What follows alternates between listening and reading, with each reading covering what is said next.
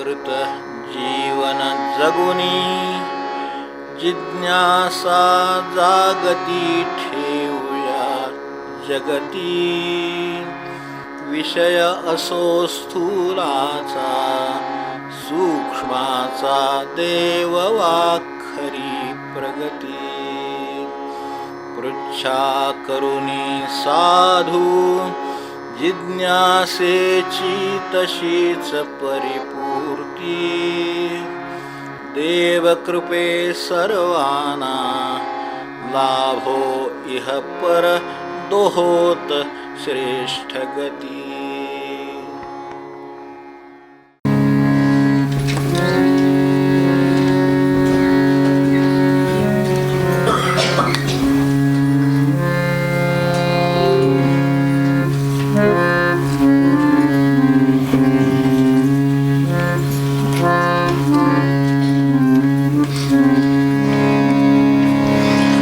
जागृत जीवन जगुनी जिज्ञासा जागती ठेवूया जगती विषयासो स्थूलाचा सूक्ष्माचा देव आखरी प्रगती पृच्छा करुनी साधू जिज्ञासेची तशीच परिपूर्ती देवकृपे सर्वांना लाभो इह पर दोहोत श्रेष्ठ गती. मूकं करोति वाचालं पङ्गुं लङ्घयते गिरिं यत्कृपातमहं वन्दे परमानन्दमाधवं. सद्गुरुनाथ महाराज की जय.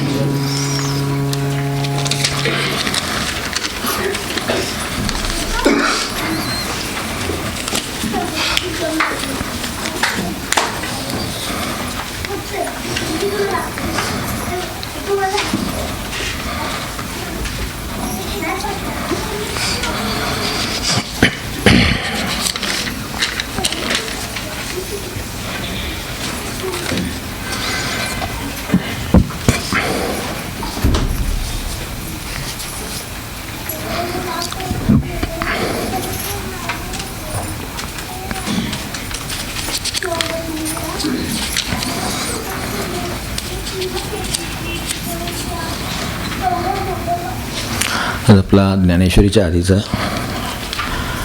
शनिवार, त्यामुळं शक्य तेवढी प्रश्नोत्तर बघूया.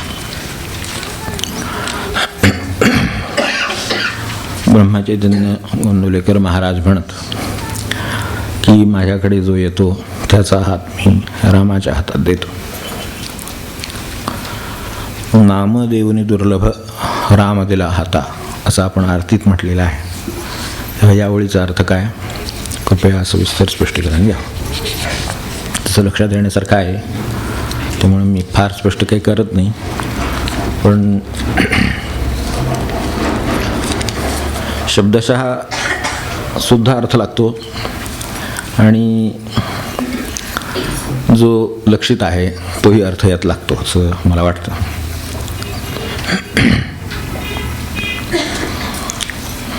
आपण एखाद्याचा हात एखाद्याच्या हातात सोपवला असं म्हणतो, याचाच अर्थ आपण त्याच्याकडे सर्व सोपवलं, त्याची गाठ घालून दिली, भेट घालून दिली आणि आता ते त्याच्याकडे त्याला सोपवलेलं आहे.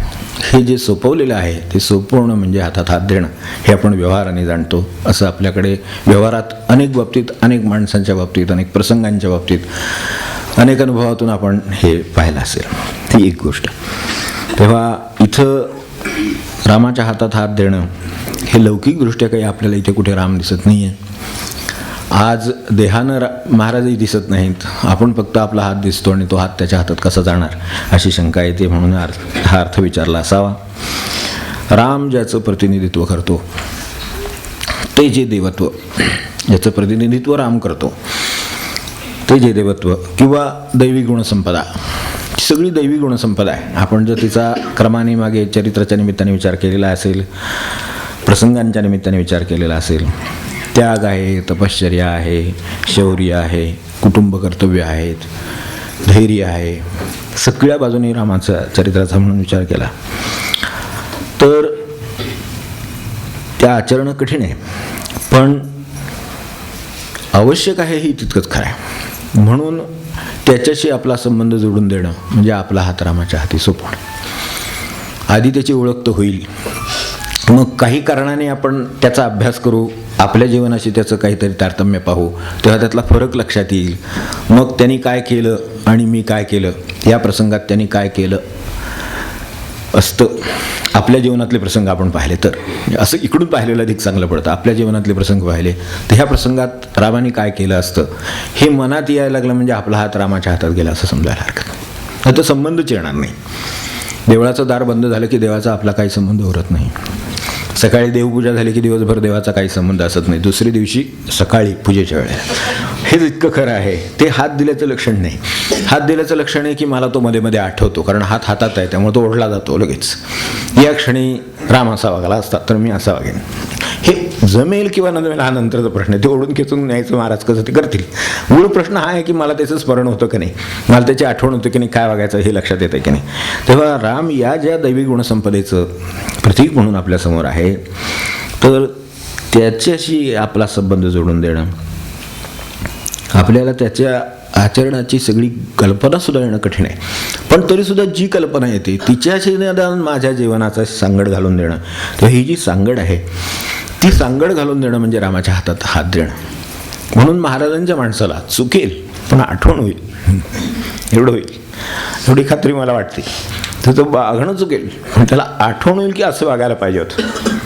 महाराजांनी अभंगात असं सांगितले, महाराजांनी प्रवचनात असं सांगितले, हे त्याला आठवण होईल. आता त्यातल्या 10 ठिकाणाहून तो मागे फिरेल, 20 ठिकाणी तो निघून जाईल पुढे, असंही होईल. हे बरोबर. तेही प्रमाण कमी जास्त असेल त्यालाच तर साधनं म्हणायचं. जो कधी चुकतो, जो कधी बरोबर येतो त्याला साधक म्हणायचं, असं महाराज म्हणायचे. ते आपण लक्षात ठेवा.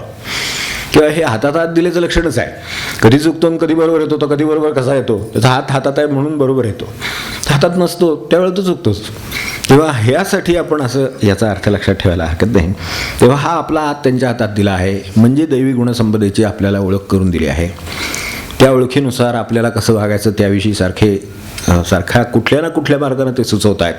ते प्रवचनातून सुचवतील, अभंगातून सुचवतील, कोणाच्या तोंडून सुचवतील, कसंही सुचवतील, पण ते सुचवत आहेत काय करायला हवं होतं ते. हे एक.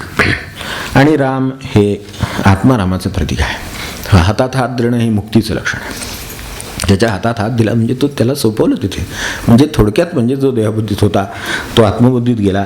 तेव्हा राम हे त्याचं प्रतीक आहे. रमयती राम हा असं आहे ना, तो त्याच्या स्वानंदामध्ये राहतो सतत. म्हणून त्याच्यावर या सगळ्या ह्या ज्या हालचाली आहेत, ज्या जीवनात माणसाला नेहमी सतत अनुभवायला येतात, त्याचा त्याच्यावर परिणाम होत नाही. त्याच्यात त्या हालचाली होत नाही तसं नाही. आपल्या जीवनात ज्या हालचाली होतात असं आपल्याला वाटते, त्याच्या कित्येक पट हालचाली त्यांच्या जीवनात झालेल्या आहेत. कित्येक पट, प्रत्येक बाबतीत तीव्रतेने. जसं राजाला सुखदुःख किंवा पापपुण्यही मोठी असतात. सामान्य माणसाचं पापपुण्यही लहान असतं. महान म्हणजे मध्यमवर्गीय माणसाचं व्यवहाराला चांगली, कारण त्याचं पापही पुण्य मध्यम असतं आणि पुण्यही मध्यम असतं म्हणायचे. तर बरोबर आहे त्यांचं, एक प्रकारे बरोबर आहे. आपल्याला जास्त पेलत नाही ते. तर त्याच्याकडे पाहिलं तर कल्पना यावी म्हणूनही सांगितलं. तेव्हा रमयती इति रामः तसा आहे तो. तसं त्याच्याकडे पाहिलं की प्रसन्न वाटतं आणि तो सदैव प्रसन्न असतो. असं यस्मान्नो द्विजते लोको लोकान्नो द्विजते जयः, असं दोन्ही बाजूने ते आपल्याला लागू होतं. तर ते व्हावं त्यासाठी हा हात हातात दिलेला आहे. आणि तो त्यांनी दिलेला आहे एवढं लक्षात ठेवून आपण राहिलो म्हणजे आपोआपच ती खीच बसते आणि आपोआपच त्याच्यात राहिलं होतं. तेव्हा हे हात देण्यानं राम हे ज्या आनंदाचं प्रतीक आहे, ज्यात तो राहतो, ज्या स्वानंदामध्ये तो राहतो, ज्या आत्माराम स्वरूपामध्ये तो प्रत्येकाच्या हृदयामध्ये राहतो, तर त्याच्याशी आपला संबंध भगवंत जोडून देतो. हे राम महाराज जोडून देत आहेत. भगवंत म्हणजे मला महाराज म्हणजे महाराज जोडून देत आहेत. तर तो त्यांनी जोडून दिला ह्याबद्दल आपण कृतज्ञ आहोत आणि ते त्या आरतीत व्यक्त केलेलं आहे. म्हणून ते हातात हात देण्याचा प्रश्न आहे. तर काही तांत्रिकी आहेत, काही थोडासा वेळ घेणारे आहेत प्रश्न. नामस्मरण आणि ध्यान या दोन्हीमध्ये ओढाताण होते, त्याचा अन्योन्य संबंध काय? आणि महाराजांनी असं म्हटलं आहे की नामातून सर्व काही साधतं, ते या ठिकाणी लागू पडतं का? नामजप हा द्वैतातला, नामजप हा तामस असे आक्षेपही घेतले जातात. नामजप ही पॅसिव्ह साधना असंही म्हटलं जातं. ध्यान हे समाधीच्या जास्त जवळचं आहे, मात्र कलियुगात आचार्याला कठीण असंही सांगितलं जातं. तेव्हा याबद्दल आपले विचार मांडावेत किंवा प्रकाश टाकावा.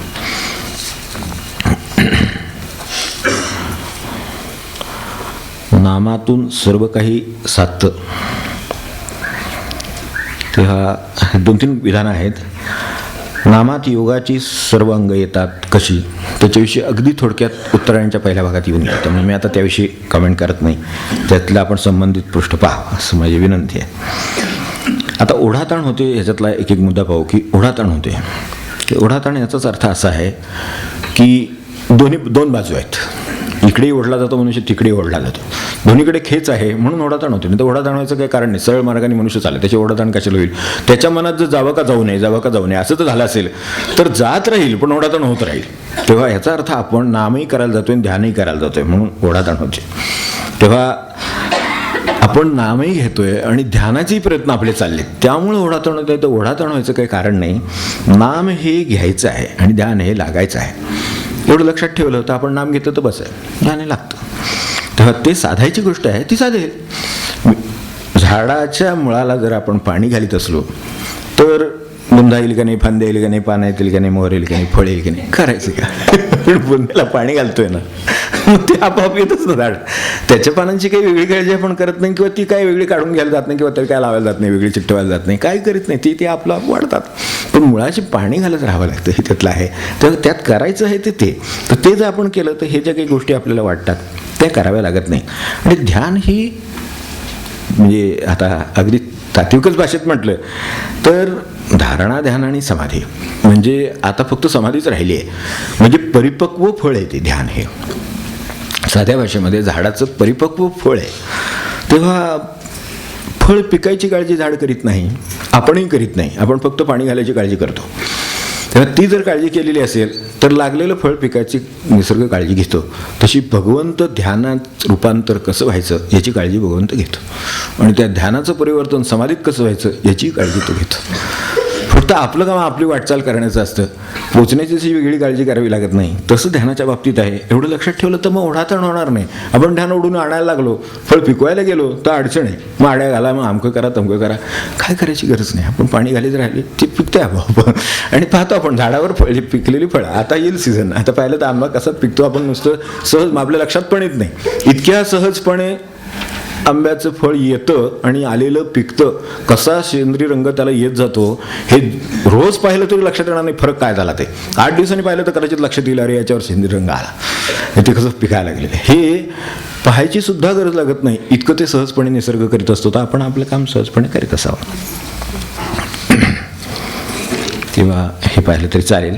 आता ह्याच्यात बरेच प्रश्न इतरही आहेत की नामातून सर्व काही साधतं ते या ठिकाणी लागू पडतं हे विचार करायचं काही कारण नाही. आपण नाम घेतलं की ते लागू होत जातं. नाम हा द्वैतातला आहे, बरोबर. नामजप हा तामस आहे असे आक्षेप घेतले जातात. तर कशाने काय नाहीसं होतं तेवढं फक्त सांगतो की उत्कट भाव असला की नामात जे द्वैत आहे ते नाहीसं होतं. नाम घेणारा आणि ज्याचं नाव घेतो ते ह्याच्यामध्ये जोपर्यंत द्वैत आहे तोपर्यंत हा द्वैता भाव आहे. बरोबर आहे, मी रामाचं नाव घेतो, राम कोणीतरी आहे मी कोणीतरी आहे असं जोपर्यंत द्वैत आहे. पण आता रामाचं नाम घेतोय असं जर अवस्था झाली तर तो द्वैतभाव गेला. आता ते एक कधी व्हायचे, उत्कटपणे होतील, ह्यापेक्षा दुसरा काही मार्ग नाही त्याला. ते जर उत्कट असतील तर ते एकच असतील. मग कोण कोणाचं नाम घेतो, म्हणजे राम हा महाराज जप करे असं होईल. म्हणजे ते होणारच आहे. फक्त हे द्वैत कशाने जाईल तर भावाने द्वैत जातं नेहमी. आणि हे तत्व म्हणून समजून घ्यायचं काही कारण नाही. व्यवहारात सांगा की व्यवहारात 2 माणसांचं द्वैत, आता 2 माणसं तर द्वैत आहेच म्हणजे 2 माणसं आहेतच. काय पतिपत्नी असोत, भाऊ असोत, काय बहिणी असोत, काय असेल ते असोत, ती 2 आहेत ना. पण अगदी एकाला झाका दुसऱ्याला काढा, एकाला विचारा एकाचं उत्तर दुसऱ्याचं उत्तर त्याची, म्हणजे काय होईल. ती भावाने एक आहेत. शरीराने ते एक असणार नाहीत, विचारसुद्धा वेगवेगळे असतील, पण ती भाव त्यांचं एक असल्यामुळे एकाला विचारलं तर दुसऱ्याकडून उत्तर आलं तरी आपल्याला चालतं. तेच असतं. तर ते काय आहे तर भावाचं ऐक्य आहे. म्हणजे शेवटी मनुष्य प्रेमाचं शेवटी प्रतीक कशात पाहतो, भावाच्या ऐक्यातच पाहतो. त्याचा अभाव असतो हे सोडा, पण मुळामध्ये ते भावानेच ऐक्य होतं ना सगळं. ते नाही झालं म्हणजे काय होतं, ते द्वैत आपण अनुभवतोच की. मग इथे सुद्धा तेच द्वैत आहे, फक्त ते भावांना नाहीचं करायचा मार्ग आहे. एक वेळ माणसाशी जमून घेणं अवघड असेल कदाचित, पण देवाशी जमून घेणं सोपं आहे. एवढं जाता सांगतो म्हणजे झालं. आता नामजप पॅसिव्ह. तर तर पॅसिव्ह साधना आहे असे ती थोडीशी पॅसिव्ह आहे असं म्हटलंय. ठीक आहे, साधना आहे ना, असू दे ती पॅसिव्ह. तिची काय याची कशी ॲक्टिव्ह व्हायची ते करत गेल्यानंतर ॲक्टिव्ह होईल.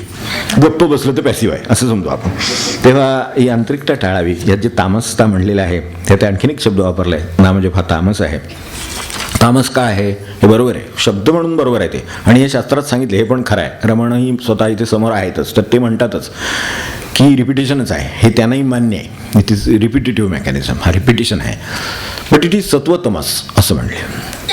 तेव्हा ते सत्वतमस आहे, तो सत्वतमस मुक्त करतं. नुसतं तमस राहिलं तर काय होईल दिसतंच आहे बाहेर सगळं, त्याचे काय बघायचं कारणच नाही. पण इथे आपण सत्वाचे प्रांतात प्रवेश केलेला आहे. आधीचं तमस टाळलं, वाईट टाळलं, मध्यम जे रजोगुणी आहे सतत हालचाली चालले आहेत ते टाळलं, त्याच्या पुढे सत्वात गेलो, तिथे शांतता आली, शांततेचा काही परिचय झाला, तिथे थोडीशी मदत लागली की मला टिकता येत नाही आहे सत्वामध्ये, म्हणून तमसाची मदत घेतलेली आहे. ती मदत म्हणजे नाम आहे. ती मदत घेतली, त्या मदतीने तेच रिपीट करत राहिलो, दुसरं काहीतरी होऊन मी खाली येईन ते येऊ नये म्हणून तिथेच राहायचा प्रयत्न करण्यासाठी जे घेतलं, म्हणून त्याला सत्वतमस म्हटलं. ते सत्वतमस आहे. त्यामुळे शेवटी त्यातलं रिपिटेशननी शेवटी स्वतःला विसरून गेल्यावर ते तमस गळून पडतं आणि फक्त नाम म्हणजे भगवंतच राहतो. तेव्हा घेणारा उरला नाही की तामसिकता त्यातली संपली. तर घेणारा न उरावा इतपत नाम घ्यायला पाहिजे, म्हणजे याचा अनुभव याचा असेल तर येईल. आता कलियुगाचं म्हटलं आहे, सध्याच्या कलियुगात आचरायला कठीण असंही सांगितलेलं आहे. बरोबर आहे, कलियुगाचं कामच आहे की सत्कर्माला लागणारं जे बाह्य आणि आंतरिक वातावरण लागतं ते प्रतिकूल असण्याचा काळ म्हणजे कलियुग. काही आपल्याला जे सत्कर्माला वातावरण लागतं, सत्कर्माला आंतरिकी वातावरण लागतं, काहीतरी आतून सुद्धा वाटावं लागतं काहीतरी चांगलं करावं म्हणून. तर ते वाटायचे ते आंतरिक वातावरण, आणि बाहेर ते विचारायला अनुकूल बाहेर असणं तेही अनुकूल असावं लागतं. माझ्या मनात मस्त पूजा करावी असं आहे, पण ती नाही आहे, तिथे परिस्थिती अनुकूल नाही, देव जाग्यावर नाही, काय ते असेल ते झालंय, तिथे नाही बुवा देऊळ नाही, अशी अवस्था असेल तर बाहेर ते करायला मिळणार नाही, काय जे आपलं सत्कर्म असेल ते. तर ते बाहेरही अनुकूल लागतं आणि आतूनही अनुकूल लागतं. ते प्रतिकूल असण्याचा काळ म्हणजे हे कलियुग आहे. एवढं आपण लक्षात ठेवलं तर त्याच्याबद्दल आपल्याला तसं वाटणार नाही. प्रतिकूल काय आहे तर तो काळच तसा आहे म्हणून ते प्रतिकूल आहे. ह्याच्यात ते नष्ट झालं का तर नष्ट नाही होऊ शकत, कारण सत्वाला नष्ट करता येत नाही. सत्व नष्ट झालं की जग नष्ट झालं, त्यामुळे सत्व नष्ट नाही होत. त्यामुळे कलियुग येतं पण कलियुग संपतं, पुन्हा परत सत्ययुग आहेच, म्हणजे ते चक्र जे सुरू आहे ते सुरूच आहे. त्यामुळे त्याच्यात आपल्याला ती काळजी करायचं कारण नाही. कलियुगामध्ये नाम किंवा सत्व टिकवण्याची जबाबदारीच आपल्यावर आहे असं समजावं. त्याची काळजी घ्यायला भगवंत तयार आहे. जो महाराज जसं म्हणाले की आज इतका कठीण काळ आहे, बरोबर आहे, आज त्यांच्या काळात 100 वर्ष कठीण, त्यापूर्वी कठीण काळ होता, पुढे किती कठीण काळ येईल त्याची तुम्हाला कल्पना येणार नाही असं ते 100 वर्षापूर्वी म्हणत. आज ते खरं ठरले. त्यावेळच्या काळाचा विचार केला तर आज वागणाऱ्या माणसांच्याकडे बाहेर पाहिलं तर आपल्याला पेपर वाचवणार नाही असं का होतं, तर ह्याचं कारण हे आहे की त्यांना ते 100 वर्षापूर्वी कळलं होतं, त्यांनी ते सांगितलं होतं, त्यानुसार कोणी काय केलं असेल ते केलं नाहीच म्हणा, केलं असतं तर काही वेळ आली नसती. तर ते होणार हे त्यांना माहिती आहे की हे युगाचा धर्म आहे, त्यामुळे तसं होत राहील. पण अशा अवस्थेत ते मला आठवण कशावरनं झाली की ते म्हणायचे नाम घेणाऱ्याची त्याला कधी अन्न पाण्याला कमी पडणार नाही असं म्हणायचे. आता अन्न पाण्याला इतका दुष्काळ झालेला आहे बाहेर, तरी सुद्धा नाम घेईल तर त्याचं ते नाही कधी काढून घेतलं जाणार, कारण सत्वाला जगवणं हे भगवंताचं काम आहे, त्याचं ते स्वरूप आहे ना. ते भगवत स्वरूपाला आणि जगवायला भगवत स्वरूप वेगळं लागत नाही, भगवत स्वरूप स्वतःला जगवतं. तसं ते जे सत्व आहे त्यालाही जगवतं. तर आपल्यात जर सत्व असेल तर आपल्याला ते जगवेलच, त्याचं ते कामच आहे, त्यामुळे ते करणार. तसं त्याला जशी मीठ भाकरीला कमी पडणार नाही हे नक्की आहे, तसं इथे कलियुगामध्ये जर मी नाम घेईन तर मला कलियुग असलं तरी त्याचा काही परिणाम होणार नाही, माझ्यावर होणार नाही एवढं नक्की, माझ्या नामावर होणार नाही. हे जरी प्रतिकूल असतं, अंतर्गत प्रतिकूल आहे, बाह्य प्रतिकूल आहे, असू दे, ते असलं तरी त्यात कदाचित मला हे किती बाहेर व्यक्त करता येईल किंवा कशा पद्धतीनं करता येईल हा फरक असेल. मला देवळात करायची जाता येणार नाही, देवळात वातावरण बरोबर नाही समजा, असं गृहीत धरा तर नाही देवळात जाता येणार, पण घरात बसून मला देवाची आठवण करता येईल, त्याला अडचण नाही. तेव्हा मला मार्ग कदाचित वेगळा स्वीकारावा लागेल या युगामुळे, पण ते आहे ते नक्की टिकेल, त्यात काही शंका नाही. तेव्हा ही सगळी हे युगाचे धर्म आहेत. मी आता त्यात फार जात नाही, पण आपल्या लक्षात आलेलं आहे ते कठीण आहे असंही सांगितलेलं आहे. ते कठीण तर आहे, त्याची कारणं खूप आहेत. त्यात मी ती कारणं कोणती आहेत नुसता उल्लेख फक्त करतो की कर्म सदोष राहतात, भाव सदोष राहतात, इच्छा सदोष राहतात. बघा माणसाच्या काय काय सदोष आहे, कलियुगाचा परिणाम आहे. म्हणजे मनात सुद्धा विचार येताना फायदा तोट्याचं येईल, अमक्याचं येईल, तमक्याचं येईल, दुर्भावना येतील, अमकं येतील, तमकं येतील. काय येतं ते कलियुगामुळे येतं. जसं एकदा ते टी व्हीचं लावलं की डोक्यात ओतायला सुरुवात होती त्यांची. हे असं वागेल का, ते तसं वागेल का, एकमेकाला फसवतील का, हे करतील का, काय सुरू आहे. कारण ते कलियुगाचा परिणाम आहे. त्यामुळे कर्म सदोष, भाव सदोष, इच्छा सदोष, बाह्यांगाची ओढ राहणं हे कलियुगाचा स्वभाव आहे. इंद्रियाच्या अधीन होणं हा कलियुगाचा स्वभाव आहे. अहंभावाची तीव्रता असणं हा कलियुगाचा स्वभाव आहे. किती गोष्टी कलियुगाच्या स्वभावात असतील. आणि अहंभावाची तीव्रताने नसती. पूर्वी अहंभावाची तीव्रता जर एखाद्या ठिकाणी अहंकार असला तर वाईट वाटायचं थोडंसं, की नचायला पाहिजे. तर तसं राहत नाही. त्याचं कौतुक वाटतं. अहंभावाचं माणसाला कौतुक वाटतं. जेवढा अहंभाव जास्त स्वतःला एस्टॅब्लिश वगैरे करतात लोक, तर ते त्याचं कौतुक वाटतं. म्हणजे हे सर्व व्यसनासारखं आहे खरं. म्हणजे व्यसनं पूर्वी नव्हती असं नाही. फार जिथे इतिहासात जाल तिथे सुद्धा व्यसन होती, पण व्यसनांना प्रतिष्ठा नव्हती. प्रमाण कमी होतं आणि ती चोरून करण्याची किंवा अपराधी भावना बाळगण्याचा विषय होती. आज ती अभिमान उघड आणि शुद्ध करण्याची मानण्याची प्रवृत्ती झाली. हे कलियुगाचं लक्षण. तर अशा परिस्थितीत आपल्याला साधना करायची हे बरोबर आहे. पण अशा युगात सुद्धा साधन जर आपण कौशल्यानं आणि प्रतिकूलतेत ह्या सगळ्या अंतर्बाह्य तर करायचं ठरवलं तर ते शक्य आहे ह्याची खात्री बाळगावी. कारण युगावर सुद्धा, निर्मितीवर सुद्धा ज्यांनी निर्माण केलं त्याचा अंकुश आहेच ना शेवटी. त्यामुळे तो आपलं काम केल्याशिवाय राहणार नाही आणि आपण त्याचं काम करतो, त्यामुळे मदत आपल्याला होणार आहे एवढं नक्की. त्यामुळे एवढं खात्री बाळगून हे केलं तर ह्या अडचणी ज्या वाटतात त्या काही यायचं कारण नाही. यातलं आता संतांची तळमळ आपल्याला कळत नाही असं महाराज म्हणत. आता ही गोष्ट म्हणजे तेवढी लक्षात येत नाही. बरोबर आहे, कारण आपल्याला अशा तळमळीची सवय नाही. संतांना जी तळमळ आहे ना ती आपल्याला कळत नाही असं महाराज म्हणत. तर हे स्पष्ट करायचं तर खरं बरोबर आहे. त्यांनी विचारलं हे स्पष्ट करावं होईल का. आपल्याला जी तळमळ परिचित आहे ती स्वतःची तळमळ, पुरती तळमळ परिचित आहे. तळमळ परिचित नाही आहे का माणसाला तळमळ परिचित आहे. आज सुद्धा माणसाला भुकेने जीव व्याकुळ होतो का नाही, तहानेने जीव व्याकुळ होतो का नाही, तळमळ आहे की नाही. तर तळमळ आहे, पूर्वी होती, आजही आहे, पुढे सुद्धा राहणार. तेव्हा तहान, भूक, विकार, प्रसिद्धी ह्या सगळ्याची व्याकुळता किंवा तळमळ माणसाला आहे. तर तितकी संतांना दुसऱ्याच्या कल्याणासाठी तळमळ वाटते. एवढ्यातला फरक फक्त एवढाच आहे की आपल्याला जी भुकेसाठी वाटते, जी तहानेसाठी वाटते, जी भावना विकारासाठी, प्रसिद्धीसाठी व्याकुळता येते, ती व्याकुळता त्यांना दुसऱ्याच्या उद्धारासाठी येते. म्हणून ती तळमळ आपल्याला कळत नाही. आपल्याला वाटते की हे असं कशासाठी करतात, ह्यांना एवढा त्रास होतो तर हे कशाला त्रास घेतात असं वाटतं. एवढा त्रास होतो तर ह्यांनी त्रास घेऊ नये. कारण आपल्याला स्वतःला त्रास होत असताना दुसऱ्याला त्रास शक्यच नाही दुसऱ्याचं घेणं. आपल्याला सगळं छान असताना दुसऱ्यासाठी कोण काय करायला तयार नाही. तर आपल्याला छान नसताना दुसऱ्यासाठी कोण काय करणार. ही तळमळ कळणार कशी. ही तळमळ कळत नाही म्हणणं मला पण बरोबर आहे. म्हणूनच महाराजांनी म्हटलं एवढं की संतांची तळमळ आपल्याला कळणार नाही. आपण व्यवहाराची आमची फुटफुट्या लावून बघणार, आमची 10 इंची आहे त्यात ते बसत नाही, त्यामुळे ते आपल्याला कळत नाही. ती 12 इंची आहे, ती बरोबर आहे फुटफुट्टी कर म्हणजे. तर आमची 10 इंची असल्यामुळे कळत नाही येते ते. कारण आपल्यात फक्त माझ्यापुरतं धडपडणं बसतं. मग ते 10 इंचात ते कसं 12 इंच बसणार. म्हणून मला वाटतं की काहीतरीच आहे यांची फुटफुट्टी, वेगळंच आहे काहीतरी वागणं आहे असं वाटतं. तेव्हा संतांची तळमळ आपल्याला कळत नाही. तर आता ती कळून घ्यायला तर ती का करतात हे एवढं लक्षात आलं तर चालेल की ते आपण करतो आहोत ते स्वार्थासाठी आहे आणि ते दुसऱ्यांसाठी आहे, ते निस्वार्थासाठी आहे. तर आता काय त्यांना काय अस्वस्थता आहेत ह्याचं 1-2 कारण सांगतो. उदाहरण सांगतो म्हणजे आणखीन फार. त्यांनी उदाहरणाने विचारले, काही उदाहरणाने स्पष्ट करता येईल का. स्पष्ट करता येईल. उदाहरणार्थ ग्रंथ, स्वामींनी ग्रंथ लिहिला, काय दासबोध लिहिलं समजा, काय आणखीन काय कोणी काय लिहिलं, खूप ग्रंथ आपल्यासमोर आहेत. ज्ञानेश्वर महाराजांपासून इथे सगळी मंडळी आहेत, त्यांनी गाथा लिहिली, सगळं आहे. तर आपण जास्तीत जास्त कुठे जाऊ, वाचनाकडे जाऊ. अधिक कोण आहे तो अर्थाकडे जावा. त्यांच्या अपेक्षा काय, त्यांची तळमळ कशासाठी आहे की त्या शब्दासाठी आहे का, नाही. त्यांची त्याच्या वाचनासाठी जरूर आहे पण अर्थासाठी आहे. अर्थापेक्षा आचरणासाठी आहे, आचरणापेक्षा परिवर्तनासाठी आहे. आता ही कशी कळणार. असं कर्म आहे. प्रत्येक गोष्टीत त्यांच्या अडचण ही होते म्हणून त्यांना ते अस्वस्थता राहते. आज्ञा केली तर पालनात त्यांना संबंध आहे, त्यानंतर येणाऱ्या चांगल्या अनुभवात संबंध आहे आणि त्यामुळे पुन्हा होणाऱ्या देवत्वात किंवा परिवर्तनात त्यांना रस आहे. पण आज्ञाच विचारताना संतांना लोक विचारतात त्यांना जे हवं आहे ते होय म्हणले वाटतील असं वाटलं तरच विचारायचं. ते नाही म्हणतील असं वाटलं तर त्यांना न विचारताच काय करायचं ते करायचं. असं जर केलं तर संतांची तळमळ आपल्याला कशी कळणार? ती नाही कळत. याचं कारण आहे आपल्या लक्षात ठेवा. त्यांनी मंदिरं बांधले, त्यांना काही एवढं त्यांना त्याच्या पुढे अपेक्षित होतं की या निमित्ताने दर्शन होईल, मग ते साधन होईल, मग मनाचं उन्मन होईल वगैरे वगैरे सगळं. पण ते काय नाही. तो मनुष्य आपलं फुलं घालतो, त्याचा संबंध नाही. बाकीचं काय ते झालं की नमस्कार केला की तो मोकळा झाला.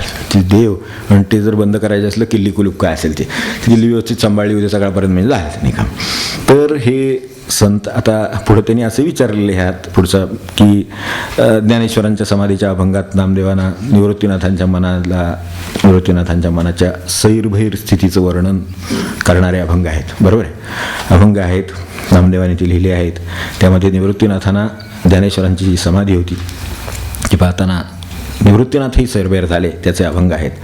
तर निवृत्तीनाथांना सारख्या संतांना असं दुःख व्हावं याचा उलगडा होईल का, याच्याशी संबंधित आहे. संत असतात याचा अर्थ ते माणूस नसतात असं नाही. ते माणूस असतात पण संत असतात. फक्त माणूसच असतो एवढाच फरक आहे. त्यामुळे आपल्याला ते कळलं की त्यांना तसं का झालं असेल एवढं कळलं. पण संत असून असं का झालं असेल तर आपण माणूस आहोत ते विसरलो. त्यातले ते माणूस आहेत. आणि फरक आहे त्याच्यामध्ये की त्यांना त्यावेळेला जी अस्वस्थता किंवा इथे जी सैरभैर मनस्थिती असा शब्द त्याने वापरला आहे. निवृत्तीनाथांना सैरभैर झाला असं म्हटलं आहे. तर ते सैरभैर आपल्याला कशासाठी होते आणि त्यांना कशासाठी झाले. काय ज्ञानेश्वरांचं इस्टेटीचा वाटा यायचा जाईल की काय असं वाटलं नाही. ते नव्हतं.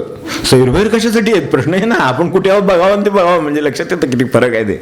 तर फरक हा आपल्याला सैरभैर होताना स्वार्थासाठी सैरभैर होतो. स्वार्थ माझा बुडेल की काय असं वाटतं. त्यावेळेला आपण सैरभैर होण्याची सवय आहे सर्वसामान्य माणसाला. सगळ्यांना म्हणत नाही मी, काही अपवाद असतील, पण ही सर्वसाधारण माणसाची सैरभैर अवस्था ही माझ्या स्वार्थासाठी आहे. माझं व्हायचं ते होणार नाही की काय असं वाटतं म्हणून आहे. तर तसं नाही आहे. त्यांना कळवळा येतो, त्यांना कृतज्ञता आर्जव आहे. ती सगळी प्रेरणा ह्या निस्वार्थीपणाच्या आहेत म्हणून त्यांना ती अस्वस्थता आहे. आणि त्यात त्यांचं संत म्हणून जे माणूसपण त्यांनी अजूनही राखलेलं आहे ते आहे. थोडा अहंकार शेवटी, अहम म्हणजे अहंकार आपण ज्या अर्थाने वापरतो त्या अर्थाने नाही, जाणीव, स्वजाणीव म्हणतात त्याला. तर ती स्वजाणीव शेवटी संतांना द्यावी लागते. त्यांना ते इतके विसरून जातात स्वतःला की त्यांना ती जावी लागते. ती जर नाही दिली तर त्यांच्या हातून काय काम होणार नाही जगाचं, म्हणून काही वेळेला द्यावी लागते. तेवढी त्यांच्याकडे असते. ती जे माणूस पण आहे ते ठेवलं तर त्यांच्याकडून कोणासाठी तरी काम केलं जाईल. नाहीतर ते आपल्या आनंदात अशा ठिकाणी असतात की ते खाली येणारच नाही आपल्यासाठी. ते खाली येण्यासाठी जसं पदार्थाला जड वस्तू असली तर खाली येईल, तसं थोडंसं जडत्व आहे त्यातलं. ते मनुष्य पण त्यांना द्यावं लागतं तर मग ते काहीतरी कार्य करतील. आपल्याला एका थोर व्यक्तीचं सत्पुरुषाच्या जीवनातलंही माहिती असेल, विवेकानंदांच्यातलं माहिती असेल, किंवा आपण जेव्हा चरित्र वाचले असतील तरी आपल्याला माहिती असेल. असो, सर्व प्रश्नांचं उत्तर जर नामस्मरण आहे तर प्रश्नांना अर्थ आहे का? सर्व प्रश्नांचं उत्तर नामस्मरण आहे हे कोणी म्हटलं हे मला माहिती नाही. म्हणजे असं लोक एकमेकांना सांगत असावेत बहुतेक, तुम्ही नामस्मरण करा म्हणजे होईल असं लोक एकमेकांना सांगत असावेत. मी तर काही असं म्हणत नाही. मी स्वतः काय म्हणलेलं नाही असं काही कुठं. महाराजांचं म्हणणं सर्व उत्तर प्रश्नांना उत्तर नामस्मरण आहे असं नाही आहे. आता काय आहे, उत्तर हे जे म्हटलेलं आहे तर प्रश्नांना अर्थ आहे की नाही, मुळातच हे आधी म्हटलेलं आहे की नाही मला माहिती नाही. जेव्हा म्हटलं असेल तर आपल्या वाचनात आलं नाही की सर्व प्रश्नांचं उत्तर नामस्मरण आहे तर प्रश्नांना अर्थ आहे का. तर हे म्हटलं कोणी ही माहिती नाही. हे माझं पहिलं त्याबद्दल म्हणणं आहे. उत्तर टाळण्यासाठी असं म्हटलं जाऊ शकतं असं मला वाटतं. उत्तर टाळायचं तुम्ही नामस्मरण करीत जा, तुमचं सगळे प्रश्न सुटतील. असं कदाचित लोकांना उत्तर येत नसेल तर ते सांगत असतील कदाचित, असं पण असू शकेल. म्हणजे काही बाबतीत हे शक्यता आहे. पण वास्तविक जर खरं सांगायचं असेल तर इथे जे म्हटलेलं आहे त्यात अजून एक शब्दाची गरज आहे. सर्व प्रश्नांचं अंतिम उत्तर नामस्मरण आहे असं आहे. ते उत्तर आहे पण ते सर्व प्रश्नांचं नुसतं उत्तर नाही, ते अंतिम उत्तर आहे. त्याच्या आधी अजून काहीतरी आहे. आता ह्या प्रश्नांना अर्थ आहे का नाही हा मूळ प्रश्न आहे. तर माझं म्हणणं ज्यावर अर्थ आहे, प्रश्नांना अर्थ काय आहे तर जोपर्यंत निश्चंगपणे नाम आणि फक्त नाम असा आचार होत नाही तोपर्यंत ह्या सगळ्या प्रश्नांना अर्थ आहे. नाम आणि फक्त नाम असा ज्याचा आचार झालेला आहे, विचार नव्हे, आचार काही ठरवले वगैरे तसलं नव्हे, नाम आणि नाम असा ज्याचा आचार जोपर्यंत होत नाही तोपर्यंत असे प्रश्न येत राहणार. आणि त्याची उत्तरही लागणार. तो आचार व्हावा ही आदर्श स्थिती आहे. त्याच्यासाठी आपले प्रयत्न आहेत, म्हणून साधक वृत्ती आहे, तर ती असावी, त्याबद्दल नाही. पण तो जोपर्यंत आचार होत नाही, तो झाला की मग प्रश्न उरतच नाही. कारण नाम आणि नामच आहे, त्यामुळे काय प्रश्नच येत नाही, मध्ये प्रश्न येणार कुठे मध्ये. तर त्यामुळे मग प्रश्न नसतात आणि मग त्याला अर्थही नसतो. त्या सर्व प्रश्नांचं उत्तर नामस्मरण नाही. तर काय आहे, तर भूक कशी भागू ह्या प्रश्नाचं खरं उत्तर हे कष्टानं अन्न मिळवून खावं हे आहे. असं जोपर्यंत वाटतं आहे तोपर्यंत ह्या सगळ्या प्रश्नांना अर्थ आहे आणि त्याचं उत्तर नामस्मरण हे नाही.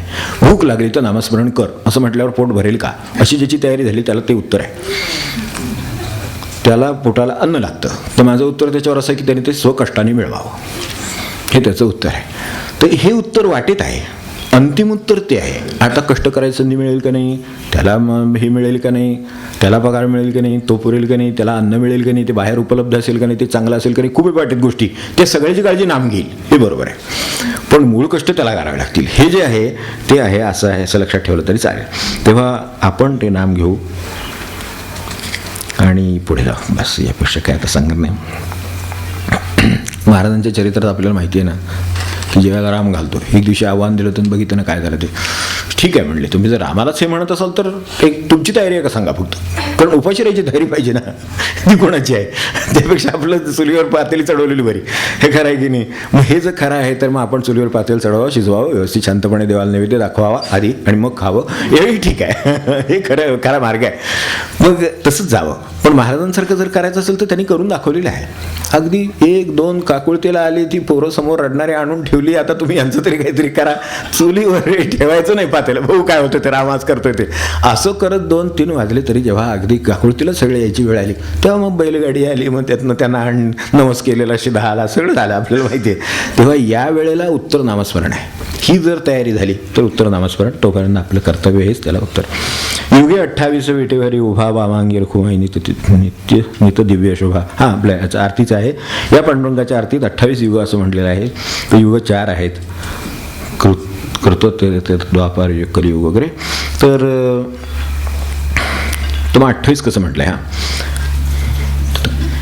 हे माहिती आहे आपल्याला, उत्तर माझ्या समजुतीप्रमाणे असेल तर बरोबर आहे. शंका बरोबर काय असतं, अर्थ समजून घेऊन काय ते म्हणावं असं आपण म्हणतो, ते अर्थ कळू, सुरुवातीलाच आपली प्रार्थना आहे. त्यामुळे आपण आता आपल्याला काय झाले, आपल्या हातात झांज असते, युगे 28 वेटेवर एवढंच आपला समज, बाकी ते युगे 28 म्हणले ते कुठली आली असं नाही की कोणाला सांग. ही शंका येणं हे चांगलं आहे असं मी म्हणतो, ते तेवढ्यासाठीच की त्यामुळं काहीतरी समोर येतं. मग त्यांनी एवढं म्हणायचं कारण का पडलं हे लक्षात येईल. तेव्हा आता काय आहे, मूळ कालगणना खूप मोठी आहे. ब्रह्मदिवसाचं एक रात्र म्हणजे एक दिवस आपल्याला जर वेळ असला, हे ज्या अर्थी शंका वेळ आहे आपल्याला, तसंच आपण पंचांग वगैरे बघितलं तर बरं होईल. तर त्याच्यामध्ये सगळी कालगणना आहे किंवा कालगणनेवरचं पुस्तक आहे ते पाहिलं तरी बरं होईल. तर थोडक्यात साधारण एवढं सांगायचं की हे जे एका दिवसात ब्रह्मदेवाच्या 14 मनू होतात, रात्रीत पुन्हा 14 मनू होतात, अशी कालगणना आहे. त्याची वर्ष दिलेली आहेत. तर त्यानुसार आता त्या सगळ्यात मी जात नाही, पण एका मनूत 71 महायुग होतात. एवढी मोठी कालगणना आहे. आज जी शास्त्रांनी कालगणना म्हणून शोधली तिच्यात आणि तिच्यात अत्यंत थोडा फरक आहे, अत्यंत थोडा, म्हणजे मार्जिनल डिफरन्स. इथे 994 म्हटलं, 1000 दिवसाचं म्हटलं आहे, इथे 994 म्हटलं, एवढाच फरक त्या कालगणनेमध्ये आणि आत्ताच्या शास्त्राने शोधून काढलेल्या कालगणनेमध्ये आहे. त्यामुळे त्याची उत्तरं त्यांनी कोणत्या रीतीनं काढली माहिती नाही, पण उत्तरं काढली होती आणि ती बरोबर आहेत एवढं आपल्या लक्षात येईल याच्यातनं. तर हे जे 14 मनू सध्याच्या युगाचे काय झाले, आत्ता जो मनू चाललेला आहे त्याचा संबंध आपल्याशी आहे, तो हा वैवस्वत मनू. आपल्याकडे आपण हे करत असाल काय तर काय विधी वगैरे करत असाल तर वैवस्वत मन्वंतरे आपण म्हणतो, पहिला ते मन्वंतरे ते जे आहे ना, वैवस्वत मन्वंतरे, ते जे आहे मन्वंतर, त्या मनूचं म्हणजे त्याचं नाव वैवस्वत सध्याच्या. तर त्याची आता 71 महायुग असणार. फार गणितात काय आपल्याला जायचं नाही, पण त्याची जी 71 महायुग आहे त्याच्यातली 27 झालेली आहेत आत्ता, आणि आत्ता 28वं सुरू आहे. एवढ्या मोठ्या कालगणनेमध्ये आपण विचार करतो आहोत, त्यामुळे थोडं आपल्याला कॅल्क्युलेटर मोठा लागेल, तर 12 डिजिट वगैरे काय चालणार नाही. तर त्यातली 27 झालेली आहेत आणि त्यातलं 28वं चालू आहे. तेव्हा त्यांना युग म्हणायचं नसून महायुग असं म्हणायचं आहे, फक्त सोप्या भाषेमध्ये कळावं म्हणून 28वं म्हटलं. ते 28वे महायुग आहे युगांच्या भाषेमध्ये. कारण एका महायुगामध्ये 4 युग येतात. आपण जी उल्लेख केली तसली 4 युग एका महायुगामध्ये होतात. त्यांचं मिळून महायुग तयार होतं. असे 71 महायुग म्हणून एक मनु तयार होतो. असे 14 मनु मिळून एक दिवस होतो. आणि असे 2 वेळा झाले म्हणजे रात्र दिवस रात्र पूर्ण झाली म्हणजे ब्रह्मदेवाचा 1 दिवस झाला. निर्मितीच्या चक्राचा 1 दिवस झाला हा क्रम आहे असं लक्षात ठेवलं तरी चालेल. त्यातल्या ह्या चालू वैवस्वतापैकी म्हणजे 7वा त्याच्यातलं हे 28वा चाललंय. म्हणून त्यांचं म्हणणं असं आहे की हा देव किती पुरातन आहे तर खूप पुरातन आहे. असं ते खूपच्या पुढे आपण एस काढतो की नाही ते अवग्रह एक खूप मोठं शहर होतं तसं नाही. तसंही आहे हो साध्या भाषेमध्ये आहे. युगे 28 विटेवर युगा म्हणजे 28 आता आपण 4च्या भाषेत बोलतो ते 28च्या भाषेत बोलतात महायुगांच्या भाषेत बोलतात. त्यामुळे ती भाषा पण बरोबर आहे आणि तपशील पण बरोबर आहे. युगे 28 आहे तेव्हा आता झांज वाजवताना 28 युगांची आठवण ठेवायला हरकत नाही. इतक्या पुरातन देवाची आपण उपासना करतो आहोत एवढं लक्षात ठेवलं तर महायुग म्हणजे काही चिरटा आहे माझं का हे एक कलियुगाचा आपण हिशेब करतोय तर आपल्याला दाखल येत आहेत अशी अवस्था आहे. अशी 4 युग होणार ही त्याचं ते एक महायुग होणार त्याची 7 त्याच्यातलं हे 7वं ते 28 तो 7वा म्हणू त्यातलं हे 28वा महायुग त्याचं सुरू आहे. एवढ्या मोठ्या कालगणनेमध्ये हे कशासाठी विचार करायचे. कोणीतरी म्हणेल हे सगळं तांत्रिक आहे कशासाठी विचार करता. मला हा विचार केलेला बरा वाटतो. म्हणजे मग काय होतं त्यामुळे माझे सुखदुःख एकदम लहान होऊन जातं. यापेक्षा या आरतीचा काही फायदा नाही खरं सांगायचं तर. स्तुती तर होणारच आहे फायदा नाही म्हणजे फायदा आहे पण काय फायदा आहे खरा त्यासाठी अर्थ कळो. स्तोत्रे कवित्र पाठ्यापठाणे तेच रचना वगैरे सगळं जे आहे म्हणलेलं ते एवढ्यासाठीच म्हणले की हे सगळं कळल्यानंतर माझं कर्तृत्व माझा पैसा माझी इस्टेट माझा अमुक मी कसं केलं मी असं केलं तसं केलं काय केलं असेल ते आपापल्या परीनं तर ते जे काय एवढं केवढं तरी वाटतं. हे युगे 28 जाऊ दे चल आपण त्याच्यात नाही पडलेलं बरं. आपण केलं ते ह्या सगळ्या काळाच्या पडद्याच्या मानात ठिपक्यात कुठे दिसायचं सुद्धा नाही अशी अवस्था आहे. त्याच्याबद्दल फार काही करण्यात अर्थ नाही. देवाची कृपा होती जगलो वाचलं खूप झालं. तर मोठा एक प्रश्न ह्याच्यानंतर आहे तर तो घेऊया त्याच्यापेक्षा. समीचीन ह्या मेरी यात्रामधल्या शब्दाचा अर्थ काय बरोबर आहे. हे माझ्या स्मरणाप्रमाणे हे समीचीन हा शब्द मी वापरला ही गोष्ट खरी आहे पण तो चिंतन सुक्तीमध्ये आहे. चिंतन सुक्ती काही प्रसिद्ध झालेली नाही पण त्यातल्या काही सुक्ती मात्र यांना सोयरासाठी दिल्या होत्या. त्यात ही सुक्ती आहे.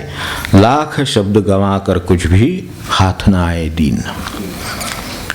लाख शब्द गवा कर कुछ भी हाथ ना आए दीन एक गवा कर बीज सृष्टी से फल अविरत समीचीन असं म्हटलं आहे. ते म्हणण्याचा भावार्थ एवढा आहे की मनुष्य इतकं बोलतो लाखो शब्द घालवतो पण पत्रात काय पडतं त्याच्यामुळे ह्याचा विचार त्यांनी करावा. बस यासाठी आहे. सृष्टी मात्र एक बीज टाकते तर किती फुलं त्याच्यातून पानं निर्माण. आपल्या शब्दांना काय निर्माण होतं याचा आपण विचार करावा. त्यांनी सुद्धा 9,000 ओव्या लिहिल्यात पण आज 700 वर्ष लाखोच कुठलं गणनेत बसत नाहीत एवढी फुलं त्याला आली. तर शब्द तसे असले तर खरी मजा आहे. तेव्हा त्याच्याकडे बघून ठरवावं. म्हणून लाख शब्द गवा कर समीचीन याचा अर्थ उचित ठीक यथार्थ असं वाजिब असं आहे ते. तर त्या अर्थाने आहे उचित ठीक यथार्थ. तेव्हा यथार्थ त्याला फल अविरत समीचीन. एक बीज टाकलेलं आहे तर त्या वृक्षाला किती पानं एक पान आलं वृक्ष संपला असं नाही होत. दुसरं पान तिसरं चौथं पाचवं फांदी पुन्हा फांद्या पुन्हा केवढं निर्मिती आहे. एक फळ काय ते हे टाकलेलं आहे बीज तर त्याचं असं आहे आमचं शब्द बीज तसं आहे का हा विचार करा. मी जे बोलतो आहे त्याच्यातलं शब्द बीज तसं आहे का तर त्या शब्दाला असं झालं पाहिजे काहीतरी. ठीक आहे सृष्टीचं रचनेचं किंवा प्रमाणाचं हे वेगळं असेल गणित वेगळं असेल पण माझ्याही शब्दाचं तसं काहीतरी वजन गणित असेल. म्हणून संतांचे शब्द टिकून आहेत टिकून राहतात आणि कितीतरी ठिकाणी अशी फळं निर्माण होऊ शकतात यासाठी तो शब्द वापरला आहे. हरिपाठाचा जो आहे 7-5-3 दशकांत 7-5-3 दशकांचा मेळ एक तत्वी काळा दावी हरी हे 7-5-3 हे दशक कशासाठी वापरलेत असं नाही आहे. ते 7-5-3 आणि 10 असे 4 आहेत ते. तर ते त्या तांत्रिकदृष्ट्या आपण पहा हे सगळे सृष्टीची रचना शोधण्याचे प्रयत्न केलेले आहेत. तर ते जे प्रयत्न केले त्यामध्ये सृष्टीची मूलतत्व किती आज आपण नाही का सायन्समध्ये मूलतत्व काढतो शोधून आणि आता आम्हाला 67 झाली ना आता 68वा सापडलं ठीक असू दे काय असेल ते त्यांच्या गणनेने चाललेलं आहे. तर तसं ते आता सापडतंय ना पुढचं म्हणजे अजून काहीतरी मूळ अजून काहीतरी याचं काहीतरी मग एक सगळा रचना विचार केल्यानंतर असं सापडलं की त्रिगुणात्मक विश्व आहे ठीक म्हणून 3 मांडलं. त्या असे वेगवेगळ्या प्रकारे हे शोधून काढलेले आहे. माणसाने काय झाले, आपल्याला आपल्या जीवनात सगळे शोधाची सवय लागली. ही चांगली होती या लोकांना सवय. ते सृष्टीचा वगैरे विचार करीत, इतरांचा विचार करीत, त्यामुळे हे शक्य हो. त्याचे स्वतःचे तो 5 माणसांचा विचार करतो, त्याला सृष्टीची तत्व कुठलं काय कुठलं त्याला वेळ द्यायचा त्याच्यावर नाही.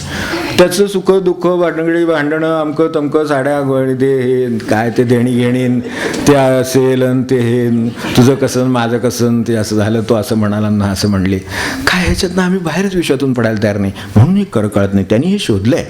तर हे शोधायचे प्रयत्न केल्यावर त्यांना त्रिगुण सापडले की 3 तत्व असली पाहिजेत. मग काहींनी शोधलं त्यांना 5 सापडली, महाभूतं सापडली म्हणून 5. ते 5 महाभूतं सापडली म्हणून त्यांचा विचार केला. मग काहींच्या असं लक्षात आलेलं आहे की हे 5 नाही, ही 7 आहेत. तेव्हा ही अशी क्रमानं ते शोधत चाललेत. ही सगळी आहेत, ही सगळी वेगवेगळ्या प्रकारे. 7 म्हणजे काय शोधलं तर त्यांनी सृष्टीचे लोकांच्या दृष्टीने विचार केला. मग त्यांना सप्तलोक सापडले. हे हायर प्लेन्स ऑफ लाईफ हे लोकांचं हे आजच्या भाषेतलं विवरण आहे. हायर प्लेन म्हणजे आणखीन वरच्या स्तराचं जगणं. असं किती स्तराचं जगणं असू शकेल त्याचं मी आजचं हे अर्थ मांडतो की ओम भूर्भुवः स्वहा ते म्हणतात ना सगळं, तर त्यातलं ते आहे भूः भुवः स्वहा महा तपा सत्यम तिथपर्यंत गेलं. तर अशा तऱ्हेनं जगण्याचे 7 स्तर असू शकतात असं सापडलं. अगदी जमिनीवर सरपटणारे आहेत ना स्तर आहेत. माणसं सुद्धा तशीच असल्यासारखी वागतात ना वागतात असं सापडलेलं. या क्रमाने विचार करा म्हणजे सत्ययुग काय हे कळेल. त्यातलं सत्यलोक म्हणजे काय हे कळेल. तो लोक म्हणजे त्या प्रकारचे त्या ठिकाणी असलेले लोक. ते त्याच पद्धतीने म्हणणं सत्तेशी तडजोड आहे. असे लोक म्हणजे याचा अर्थ त्या ठिकाणचे दॅट इज प्लेन. ती जगण्याची जागा, जगण्याची पद्धत, तशी जीवन पद्धतीचे 7 प्रकार त्यांना सापडले. ते 7 मध्ये त्यांनी आणले. आणि दशक हा जो आहे हा आणखीन एक विचार केला मूलतत्वाचा. त्याच्यामध्ये असं वाटलं की ही 5 कर्मेंद्रिय 5 ज्ञानेंद्रियांचा व्यवहार आहे. म्हणून हा 10. म्हणून हे जे 10 म्हटलं आहे ते त्याच्याशी संबंधित आहे. तेव्हा भूर्भुवा हे सुद्धा असंच आहे एक तत्व शोधण्याचा प्रकार. हा एक तत्व शोधण्याचा प्रकार. पण इतकी सगळी तत्व शोधून म्हणजे आधी ती शोधली त्यांना श्रेष्ठ समजलं आपण हे लक्षात ठेवू.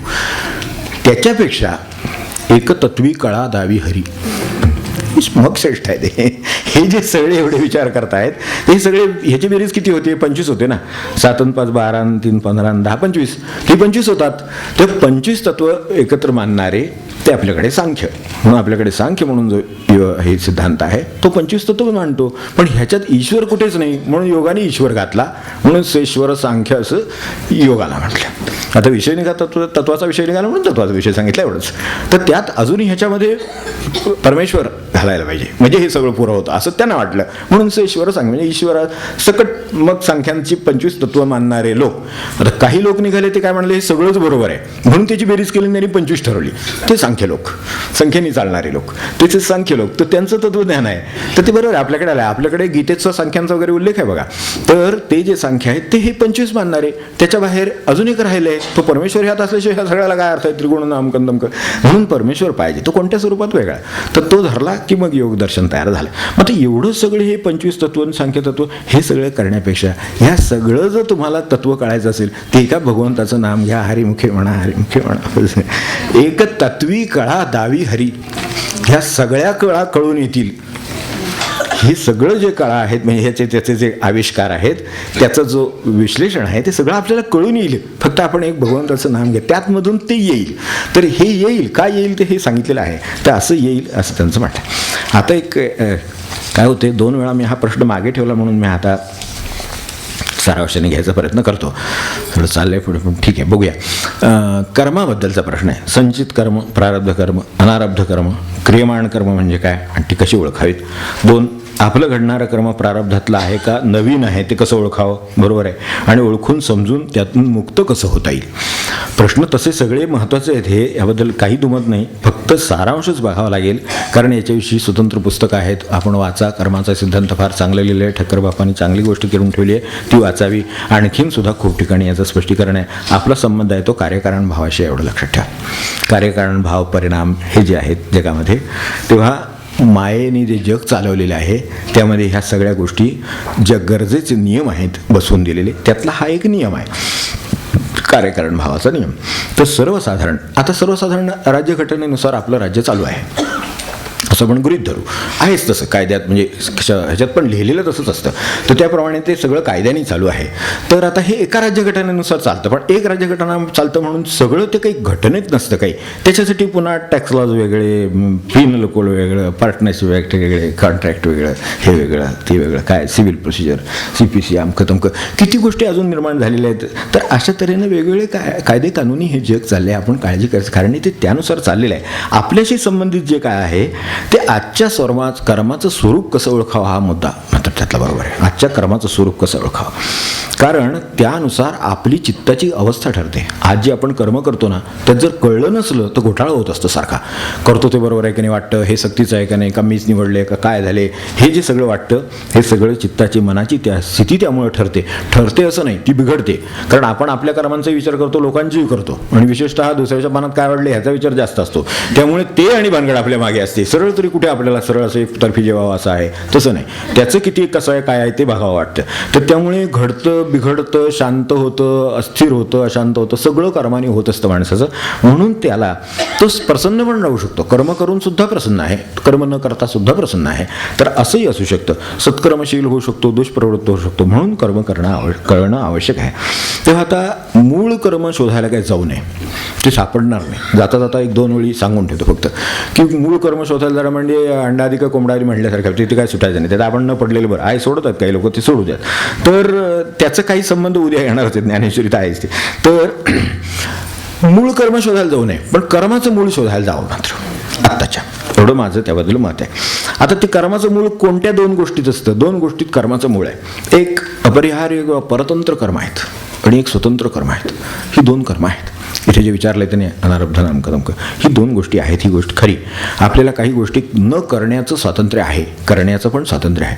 काही गोष्टी आपल्याला स्वातंत्र्य नाही. आपल्याला तिथे जावं लागतं म्हणजे जावं लागतं, करावं लागतं म्हणजे करावं लागतं, असंही अनुभवायला येतं. त्यामुळे मनुष्य ह्या दोन्हीचं मिश्रण आहे. मनुष्याच्या समोर आलेली कर्म ही 2 गोष्टीचं मिश्रण आहे. आता कार्य आणि कारण हा जो आहे, म्हणजे कर्म आणि त्याचा परिणाम हा जो आहे, हा अबाधित सिद्धांत आहे. आपण अगदी लक्षात ठेवायला हरकत नाही. त्या सिद्धांतामध्ये होतं काय, 2 गोष्टी होतात. एक गती आहे, कर्म आणि परिणाम यामध्ये 2 गोष्टी आहेत. एक गती आहे आणि परिणामाचे प्रकार आहेत. 2 गोष्टी आहेत. थोडंसं जरा हा तांत्रिक आहे प्रश्न, पण थोडा आपण सहन करावा अशी आपल्याला विनंती आहे, कारण त्याचा आपल्याकडे जीवनाशी पण संबंध आहे. तेव्हा गती पण आहे. कर्माचा परिणाम होण्यामध्ये गती आहे आणि प्रकार आहेत 2. तर ती गती कोणती आहे? ती गती एक आहे की 3 प्रकारची गती आहे. आपल्याला जसं उष्णता असते, तीव्र आहे, मध्यम आहे, मंद आहे, तसं आहे. आता परिणाम म्हणून गतीचा विचार करू क्षणभर. एक मी जुन्या काळाचं उदाहरण घेतो, कारण आता ते कठीण झालं आहे, पण तरीसुद्धा उदाहरण म्हणून मला ते बरं वाटतं की एक चूल पेटवलेली आहे, त्याच्यामध्ये आपण एक पाण्याचा थेंब टाकला, चटकन वाफ होऊन गेली. कर्म झालं, परिणाम झाला, सुटलं. वाफ होऊन जाते, खाली पण जात नाही ते, इतकं ते वरच्यावर त्याची वाफ होते. तर हे त्वरित एका क्षणात परिणाम देणारं कर्म झालं. काही वेळेला मध्यम असतं. भाकरी भाजायला माणसं चुलीशी बसणारी अजूनही असतील, तर भाकरी भाजायला बसलं तर आपल्याला 3 मिनटं लागतील, 4 मिनटं लागतील, काय ते त्यावेळेला ती भाजली जाते. ती पण भाजली जातेच, म्हणजे तिचंही परिणाम आहेच. पण तो व्हायला 3 मिनटं लागली, कोणाला 5 मिनटं लागली. पुन्हा कौशल्याचा भाग आहे, ठीक आहे. पण तरी त्यात 2-3 मिनटं 5 मिनटं काय ते लागतील. आधीचं 1 मिनिटात दिलं, 1 क्षणात दिलं. आणि काही मंदपणाने परिणाम करणारी आहेत. शरभर पातेलं भाताचं जर ठेवलं त्याच विस्तवावर किंवा चुलीवर, तर त्याला आपल्याला 15-20 मिनटं थांबावं लागेल उकळी यायला, किंवा अर्धा तास लागेल ते शिजायला. हा जो प्रकार आहे हा आपल्या कर्मांच्या परिणामांच्या बाबतीत होत असतोय सारखा. म्हणून आपल्याला चटकन उलगडा होत नाही. एखादा मनुष्य एकदम अंगावर येतो, ते उलगडा होत नाही. तसं काय झालं, त्याच्यामागं खूप मध्ये काहीतरी झालं असतं. ते मंदगतीनं हे करणार काय, कधीतरी हे होतं. एखादा धंदा जसा कधीतरी कोलमडून पडतो, तर त्याच्या आधी कोलमडण्याची प्रक्रिया 50 वर्ष सुद्धा सुरू असते, 25 वर्ष सुद्धा सुरू असते. मंद तीव्र आत्ता सांगितलं तसं, त्यातलं ते कशात आहे त्यावर ते अवलंबून आहे. ऊर्जित अवस्थेला तर तसंच असेल, तेही कर्माचा परिणाम आहेत. तर असं तऱ्हेनं फरक होतात. म्हणून हा एक आहे. आणि काही स्थूल आहेत आणि काही सूक्ष्म आहेत प्रकार. म्हणजे त्याचा जो परिणाम दाखवण्याची जे हे आहेत, एक सांगितलं गती आणि दुसरं हे प्रकार. तर तसे स्थूल पण आहेत आणि सूक्ष्म पण आहेत, दोन्ही परिणाम होत असतात. काही स्थूल आहेत, एकदम बोलण्यासारखे उत्तर येते, त्यातलं ते स्थूल आहे. समर्थ जसं म्हणाले बोलण्यासारखे उत्तर येते. तर त्यांनी जर काही समजा चुकीचा शब्द वापरला, सगळेच चुकीचा शब्द माणसाकडून वापरला जातो, सहन होत नाही त्याला, लगेच परिणाम येतो. तेव्हा हे अशा तऱ्हेनं परिणामामध्ये स्थूल परिणाम ताबडतोब दाखवणारं पण आहे. आणि काही सूक्ष्म मनात असतात. मनात राग आलेला असतो, मनात द्वेष असतो, मनात आसक्ती असते, मनात हवं असं वाटलं असतं, हव्यास असतो, काहीतरी असतं ते मनात असतं, त्याचं काही व्यक्त होत नाही लगेच. त्या क्षणी झालेली क्रिया, पण परिणाम व्हायला खूप वेळ लागतो. मग कधीतरी 10-20 वर्षांनी 25 वर्षांनी ते निघतं कधीतरी. म्हणजे माहिती प्रपंचामध्ये चांगला अनुभव याचा असेल आपल्याला. 10-20 वर्षांनी कधीतरी 10-20 वर्षापूर्वीच्या घटनेची आठवण होते वगैरे वगैरे. तर ते तसं आहे. तर हे स्थूल आणि सूक्ष्म परिणाम आहेत. ते होताना स्थूल होऊन येतात मग, पण सूक्ष्मपणे ते वावरत असतात. परिणाम आहेत चित्तामध्ये. राग मनामध्ये आहे, हव्यास आहे, फक्त आज तो काढता येत नाही आहे असं पण असेल. रागसुद्धा काढता येतो नाही येतो असं असतंच ना. एखादा जर भासत असलं तर आपल्याला रागवता येत नाही, कधीतरी आपण भास होतो आणि तो त्यावेळेला मग ते बरोबर त्याला ती 10-20 वर्ष लागतात, पण तेवढे काळ ते असतं डोक्यामध्ये. तर असं राहू शकतं. तेव्हा कर्म आणि त्याचे परिणाम याचे जे प्रकार आहेत ना, ते इतके आहेत की गतीनंही फरक आहेत आणि त्या प्रकारांनी फरक आहेत. तर आता हे प्रारब्ध यांनी विचारलं की अनारब्ध संचित अमकं तमकं, आपल्याला ते माहिती आहे. तेव्हा संचित आहे, साठलेले. मृत्यूच्या वेळेला काय होतं, सगळे अकाउंट्स बंद केले जातात. साध्या भाषेमध्ये, अकाउंटच्या भाषेमध्ये सगळे अकाउंट्स बंद होतात. आपले 100 माणसांचे अकाउंट्स असतात. कोणाचं देणं असतं, कोणाचं घेणं असतं, सगळे अकाउंट्स बंद करतात. शिल्लक असेल तेवढ्या पुण्यातून तेवढं भागवलं जातं. उरलेले अकाउंट्स तसेच राहतात. नेटिंग झालं की ते सगळे मिळून एका ठिकाणी ट्रान्सफर करून ठेवलं जातं. Transfer for new life. बस. ते जे काय सगळे नेटिंग करून ठेवले ना, ते संचित आपलं.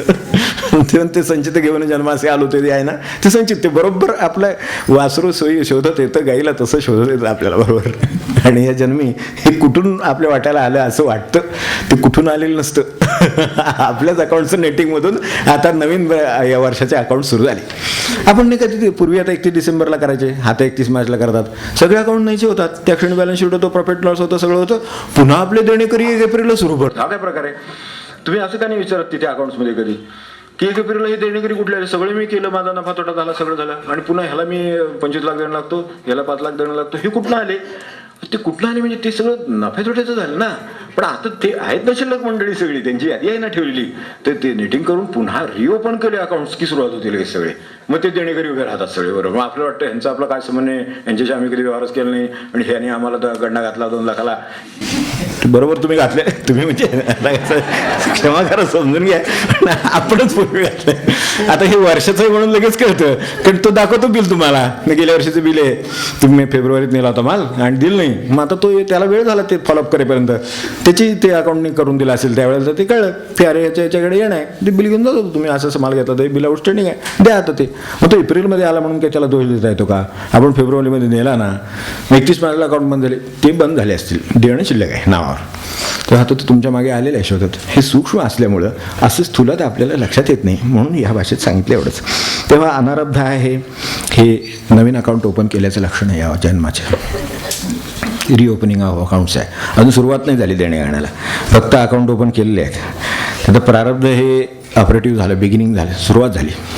प्रारब्ध अनारब्ध आहेत, हे प्रारब्ध आहे, सुरू झालं. त्यात प्रकाशाने त्याची सुरुवात झालेली. आता द्यायला लागा असं म्हणायला लागले ते. आता ते प्रारब्ध. मग त्यावेळेला भोग सुरू होतात. अचानक आजार कुठला झाला, अचानक मला तोटा कसा आला, अचानक फायदा होतो, त्यावेळेला म्हणत नाही तर अचानक फायदा कसा झाला, पण तो पण तसाच असतो, तो त्यातनंच आलेला आहे. त्यामुळे ते सगळं बरोबर येतं. किंवा ही माणसं माझ्या वाट्याला कुठून आली, ती बरोबर आलेली आहेत, मागची सगळी हिशोब घेऊन आपापले आलेले आहेत. ते देणार ते देणार, घेणार ते घेऊन जाणार असं. तर त्यामुळे ह्या ज्या वेळेला प्रारब्धातून ते क्रियमाणात येतात. आत्ता आपल्याला सध्याचे जे भोग आहेत ते क्रियमाणामध्ये मोडले, ते आपण लक्षात ठेवा. आता वैशिष्ट्य लक्षात ठेवावी ह्याची काही कर्माच्या गोष्टींची, की ह्याचे जे परिणाम आहेत ते भोगावे लागतातच. त्याची तयारी आणि क्षमता म्हणजे हे आपण हे ठेवावं, तयारी ठेवावी आपल्याकडे, की जे परिणाम आपल्या वाट्याला येतात ते कर्मांचेच आहेत, त्यामुळे ते भोगायची तयारी ठेवावी. आपल्याला कसं वाटतं की मी एकदा देवाला जाऊन आलो, आता सगळं माझं माफ झालं. हा, ते सगळं तसंच आहे. अकाउंट्स तिथे तसेच आहेत. देवाला जाऊन गेला तर देव होऊन आला का? नाही, तुम्ही होता तसेच आहात, मग परिणाम पण तसेच आहेत. देव पाहावया गेलो, देव होणी ठेवला, मग ठीक आहे, ते त्यांना मंजूर आहे, पण आपल्याला नाही मंजूर. आपण फक्त देवाला जाऊन आलो, एवढं एक सत्कर्म त्यात फक्त, आणि एक अकाउंट ओपन झाला, त्यातनं तेवढं झालं की सत्कर्म या नावावर काहीतरी पडलंय, देवाला जाऊन आले, एवढं आणखीन एक जमा झालं. पण बाकीचे देणेकरी आहेत ना शिल्लक, ते कुठे सोडणार आपल्याला? त्यामुळे ते असतात, पण ते त्यामुळे ते आपल्याच कर्माचे परिणाम आहेत, म्हणून शांतपणे भोगावं. भोगून संपवायची तयारी आज ना उद्या आपल्याला करावीच लागेल. तर हे सगळं असं आहे, जे भोगत नाही ते साठत असतं, साठलेलं आहे सगळं ते, त्यामुळे ते एक आहे. ह्या सगळ्या परिणामांना कन्व्हर्टेबिलिटी आहे. रुपयात भरायचं ते डॉलरमध्ये भरलं तरी चालतं, साध्या भाषेत कन्व्हर्टेबिलिटी आहे. त्यामुळे आपल्याला तशी काही काळजी करायचं कारण नाही. आता कन्व्हर्टेबिलिटीमध्ये सुद्धा खूप प्रकार आहेत, म्हणजे मायामध्ये असल्यामुळे त्याच्यात खूप प्रकार आहेत. मी फक्त उल्लेख करतो, पुढे जातो, की एखादा राग आहे, एखादा अपमान आहे झालेला आहे, तर तो रागाचा रागाने पण फिटतो, अपमानाचा अपमानाने पण फिटतो, कधीतरी फिटतो, वर्ष 6 महिन्याने, ते आता मागे सांगितलं त्या गतीने, तर तो फिटतो. पण त्याच्याऐवजी एखाद्या नुकसानाने सुद्धा तो फिटतो. आपण पाहतो ना की काहीतरी समजा झालं असेल, त्याचं काय भांडण झालं असेल, तर त्या क्षणी त्याचं भांडण काहीच होत नाही, पण दुसऱ्या दिवशी नाही, कधीतरी 15 दिवसांनी आपल्या खिडकीची काच फुटते. म्हणजे काय होतं, कोणी फोडली काय म्हणायचं नाही आपण उगाच, पण फुटते म्हणजे काय होतं नक्की, तर ते या मार्गाने फिटते. ते त्याला कन्व्हर्टेबिलिटी आहे, ही व्यवहारातली आहे. त्यामुळे याला 3 कन्व्हर्टेबिलिटी आहेत. एकाच्या ऐवजी दुसरं, अपमानाच्या ऐवजी काच फुटली, अपमानाच्या ऐवजी नुकसान, हा त्याची कन्व्हर्टेबिलिटी, ती होऊ शकते, तसं होतं. हे मी आणखीन दुसरा प्रकार सांगतो, व्यक्ती टू व्यक्ती असंही होऊ शकतं. ह्या व्यक्तीचं तो भरू शकतो, तसं आहे, थोडं तेही शक्य आहे. काय असतं, व्यक्ती टू व्यक्ती म्हणाल तसं असं शक्य असेल तर मग आमचं सगळं तेवढं ते एवढं दुसऱ्यांना देऊन टाका, म्हणजे मी आपला हलका झालो, मोकळा झालो, काय भोगायला नको, सगळं करून आलो तरी सुद्धा. तसं नाही. व्यक्ती टू व्यक्ती हे काय आहे, हे कसं आजच्या भाषेत काय सांगावं, तर कर्जाला जामीन होतात का, तर बँक काय विचारते की तुम्ही भरत नसला तर तुमचा जामीनदार भरायला तयार आहे का, भरू देत, दाखला द्यायला तयार आहेत, पण ते त्यानं तरी भरलंच पाहिजे. म्हणजे ह्या व्यक्तीनं कर्ज काढलं, त्याला तो जामीनदार होता, पण त्यांनी फेडलं तरी चालतं. तसं कर्माच्या सिद्धांताला यांनी नाही फेडलं त्यांनी फेडलं तरी चालतं, पण तो दुसरा कोण फेडेल तयार आहे आपल्याला, सांगा बरं. त्यावेळेला जामीनदार झाला, त्याचं काहीतरी देणंघेणं असतं, संबंध असतो, म्हणून जामीन होतो, नाही तो उगाच होत नाही कोण कोणाला जामीन. बघा तुम्ही विचारत जामीन की करता का, कोणी नाही करत, त्याचे संबंध असतात पहिले, म्हणून तो जामीन होतो. तसं आपला कोण संबंध आहे, असं कोण आपला भोग माझ्याला द्या, मी भोगतो म्हणायला तयार आहे. फार कठीण आहे ही गोष्ट. अजून आहे, व्हायचं आहे गुरूंचं, आहे ना, पण ते गुरु आहेतच, पण ते गुरु आहेत म्हणूनच ती गुरुंना अडचण असते सगळी, म्हणून गुरु होऊ नये, कारण शिष्य असे भेटतात सगळे. चौथा तेच आहे प्रकार, की शिष्याचं गुरु फेडू शकतो, हा चौथा प्रकार आहे त्याच्यातला. पण त्याला शिष्य तसं असावं लागतं तर गुरु फेडतो, उगाच गुरु फेडत नाही कोणाचा. गुरु आहे, चौथी कन्व्हर्ट, अजून एक 5वी आहे.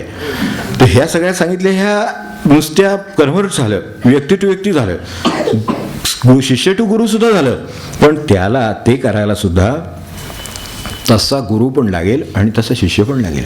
या 2 गोष्टी नुसतं गुरु शिष्य शब्द उच्चारून चालणार नाही. शिष्यही तसाच लागेल की ज्याचं प्रारब्ध आपल्या अंगावर घ्यावं असं गुरुला वाटेल, आणि ज्याचं प्रारब्ध घेण्याची क्षमता आहे असं गुरुही लागेल. या 2 गोष्टी असतील तर गुरु शिष्य हा संबंध आपण म्हटला तो बरोबर आहे, आणि तो चालू शकेल. आणि याच्या पलीकडे आपल्याला आणखीन एक अजूनही याबद्दल उत्तर आहे, ते म्हणजे ईश्वर सत्ता. ते लक्षात ठेवा कायम, की कुठल्याही कर्माचा परिणाम निष्प्रभ करणारी एक ईश्वर सत्ता ह्या पलीकडे आहे. जर आपल्याला कुणीही गुरु नसेल, कोणीही असं भेटलं नाही, काहीच झालं नाही, आपल्याकडनं फेडणं होत नाही, तर शेवटी एक ईश्वर सत्ता आहे की ती हे आपल्याकडे कर्जमाफी असत नाही, साध्या भाषेमध्ये सांगतो. तेव्हा हे एवढं सगळं कर्माचा विषय आहे. आता हे प्रारब्ध आणखीन एक प्रकार आहे, तोही सांगून ठेवतो. इतकंही एवढ्यावरही संपलं नाही, खूप हे आहे, सविस्तर आहे, म्हणून ते दरवेळी मागे टाकलं जातं. तर प्रारब्ध हे जे आहे, ह्याचं महत्त्वाचं काम हे देहाशी संबंधित आहे, म्हणून प्रारब्ध ग्रहगती देहाला लागू आहे, महाराज म्हणायचे ना, तसं हे आहे. तसं हे देहाला लागू असल्यामुळं देहभाव गेला तर प्रारब्ध रूपाने उरत नाही, असं जे महाराज म्हणले ते लक्षात ठेवा. त्यासाठी देहभाव घालवण्याची कोणाची साधना करायची तयारी आहे का, तर त्याचं प्रारब्ध संपेल. कारण प्रारब्ध करणार काय, मेलेल्याला मारता येत नाही परत, हे त्यातलं इंगित आहे. मेलेल्याला पुन्हा कसं मारणार, तिसऱ्यांदा चौथ्यांदा असं मारता येत नाही, एकदाच मारतात फक्त. त्यामुळे त्याचा देहभाव मेला की प्रारब्ध मेलं त्याच्याबरोबर, असं होतं. ते देहभाव म्हणतो मी, देह गेला नाही, देह गेला तर मागणं येतं. ते देहभाव गेल्यानंतर त्याला प्रारब्धाने काही करता येत नाही, प्रारब्ध काही करत नाही. पण ज्याचा देहभाव गेला ना त्याची प्रारब्धाबद्दल तक्रार उरत नाही, ही त्यातली अडचण आहे. आपण हा विषय समजून घ्या अशी माझी विनंती आहे. मग ह्यांना मग प्रारब्ध कसं काय, तर प्रारब्ध त्यांना प्रारब्ध वाटत नाही, ते म्हणतात बघ माझं कर्ज मी फेडायला पाहिजे. आपल्याला भाविस्कर म्हणाले नाही तिथे माझे शिष्य आपले विश्वनाथ महाराजांचे, ते म्हणले त्यांना कशाला मध्ये गुरुनं घालायचं, आपण गुरुची जामीन की दिल्यासारखं आहे म्हणले, माझ्या कर्जाला गुरुनी का जामीन राहावं, त्यांनी का फेडावं, माझं कर्ज मी फेडेन म्हणले, असं भाविस्कर म्हणाले. ते बाबा आपल्याला ते शिष्य आहेत थोर यांचे विश्वनाथ महाराजांचे, स्वतः बरोबर राहिलेले त्यांच्या. म्हणजे हे असं पण आहे. तेव्हा जर देहभाव गेला असेल तर प्रारब्ध संपतं, पण प्रारब्ध तक्रारच उरत नाही. जी गोष्टीबद्दल तक्रार नाही ती भोगायला आपल्याला काय अडचण आहे, तर आनंदाने बघतो. असं सगळे हे गणित आहे. आता ओळखावं कसं, हा हातला खरा गणितचा एक प्रश्न आहे. तर ओळखावं कसं, मी 1-2 उदाहरणं देतो आणि थांबतो.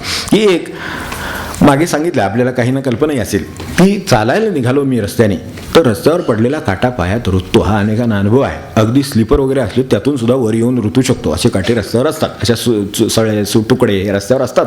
नाही असं नाही, ते टोचतात. अगदी चपलेतून वर येऊन टोचणारे काटे सुद्धा आहेत.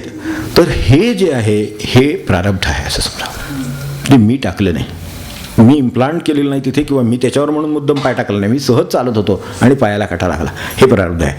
आता त्या काट्याचं तुम्ही पुढे काय करणार आहात ते स्वतंत्र आहे. स्वतंत्र कर्म सुरू झाला. आता काट्याचा राग करून उपयोग नाही, त्याचं प्रारब्धाचं काम आहे, त्यांनी केलेलं आहे टोचायचं. आता मी तो उचलून कोणाला लागणार नाही अशा ठिकाणी टाकणार, जाळून टाकणार का परत तसाच तिथे टाकणार, दुसऱ्याचं नवीन कर्म सुरू झालं. ते बघा काय करायचं ते ओळखता येतं. ते ओळखता यायला हा सोपा मार्ग आहे. भेटणारा माणूस आहे, रस्त्यांचं चालायला निघालो, भेटणारा माणूस प्रारब्ध आहे. तो बोलत राहतो ते प्रारब्ध आहे. आता मी बोलत राहिलो प्रारब्ध नाही, तसं आहे समजा. तर तो बोलत राहतो ते प्रारब्ध आहे. पण आता आपण स्वतः त्याला भेटायला थांबावं का नाही, त्याच्यावर आपण बोलावं का नाही, हा मात्र तुमचं स्वातंत्र्य आहे. तर ओळखता कसं येतं नवीन कर्म आणि प्रारब्धाचं कर्म ओळखता कशी येतात, 1-2 मार्गाने आपल्याला हे 2 मार्गाने ओळखता येतात. तेव्हा असं आपण लक्षात ठेवलं तर संचित अनारब्ध वगैरे जे ऑफिसचे लोक आहेत ना त्यांच्या दृष्टीने सोपं सांगतो. गेल्या जन्मी हाताखाली काम करत असताना तिथून सुरुवात केली आहे, कारण संचिताचा प्रश्न आहे, एवढ्या तो सुटणार नाही म्हणून. गेल्या जन्मी हाताखाली काम करत असताना किंवा एखाद्या माणसाला जर समजा केवळ सत्ता आहे किंवा तुम्ही बेसावध आहात म्हणून अकारण त्रास दिला असला तर ते संचित झालं. या जन्मी नकोशा माणसाची आपल्यावरती बॉस म्हणून नेमणुकीची ऑर्डर येणं म्हणजे अनारब्ध कर्म सुरू झालं. ते जे होतं ना साठलेलं संचित, ते प्रारब्ध तो ऑफिसमध्ये हजर झाला प्रारब्ध. आणि क्रियमाण म्हणजे आता त्याचं स्वागत करायचं, तर रोज त्याच्या ऑर्डर ऐकायच्या, हे आपलं आता क्रियमाण, तर ते करायचं आहे. आता सुटायचे मार्ग काय, एक 5 मार्ग सांगतो. प्रारब्ध ओळखावं, आनंदाने सोसावं. कुठलं प्रारब्ध आहे ते ओळखावं. स्वतंत्र कर्मात सावध राहावं, विवेक बाळगू शकतो. गुरुच्या आज्ञेचं पालन करावं म्हणजे प्रारब्धाचे नियम लागू होत नाहीत. हा चांगला मार्ग आहे. प्रत्येक कर्मचा शेवट आणि सुरुवात नामाने करावी म्हणजे प्रारब्धाची तीव्रता कमी होते. 6 अर्पण करावं. आणि मदत ह्याला कोणती असू शकते, कर्मातून सुटायला मदत कोणती असू शकते, तर नम्रता, शंका निरसन. वेळीच शंका निरसन झालं असेल तर ओळखता येतील प्रारब्ध कोणतीत आणि स्वतंत्र कर्म कोणतीत. मग जी प्रारब्धाची आहेत आनंदाने संपवता येतील, स्वतंत्र आहेत ती पुन्हा प्रारब्ध निर्माण करणार नाहीत अशी करता येतील. हे आपल्याला स्वातंत्र्य आहे. त्यामुळे नम्रता, शंका निरसन, श्रद्धा, सत्संगतीत राहावं आणि कृपेची याचना करावी. बस एवढं केलं तर कर्माच्या ह्याच्यात आपण. एक शेवटचा एक फार ह्याचा प्रश्न आहे, सेन्सिटिव्ह आहे ते, म्हणून त्यांना तुम्ही उत्तर देऊन टाकतो लगेच, आपण तेवढं सहन करावं एवढी विनंती आहे. एखाद्या प्रसंगी आपल्या अत्यंत आप्त व्यक्तीनं कसं वागावं याबाबत आपण नकळत अपेक्षा करतो व ती व्यक्ती त्याप्रमाणे वागली नाही तर स्वतःला दुर्दैवी समजून मन उदास होतं. अशा परिस्थितीत मनाची समजूत कशी काढावी, हा खूप लोकांच्या वाट्याला येणारा सर्वसाधारण जगातला, कौटुंबातला, कुठलाही समाजात, सामाजिक कार्यात सुद्धा सगळीकडे येणारा अनुभव आहे. क्रमानं फक्त उत्तर सांगत जातो. 1, या जगात खरं आप्त असं आपलं कुणीही नसतं. एखाद्या प्रसंगी आपल्या अत्यंत आप्त व्यक्तीनं कसं वागावं असं त्यांनी म्हटले म्हणून तिथून सुरुवात केली. तर या जगात आपलं खरं आप्त असं कुणीही नसतं. 2, आता स्वतःला दुर्दैवी समजून मन उदास होतं वगैरे, तर स्वतःला दुर्दैवी समजू नये. त्याचं सरळ तात्विक कारण असं आहे की सर्वांचं तसंच असतं. त्यामुळे आपण स्वतःला दुर्दैवी समजायचं कारण नाही. आपल्याच वाट्याला हे आले असं नव्हे, ते दुसऱ्याच्या वाट्याला आले, हा मग आपण दुर्दैवी नाही, ते नाही आम्ही मिळून दुर्दैवी आहोत. मग बरं वाटतं. हा प्रश्न सेन्सिटिव्ह आहे म्हणून मी उत्तर दिलं आहे. आपला वेळ जातो याची मला जाणीव आहे, क्षमा करावी. पण ही महिन्यातून परत पुन्हा ह्या सगळ्यांच्याकडे वळता नाही, अजून डिक शिल्लक आहे.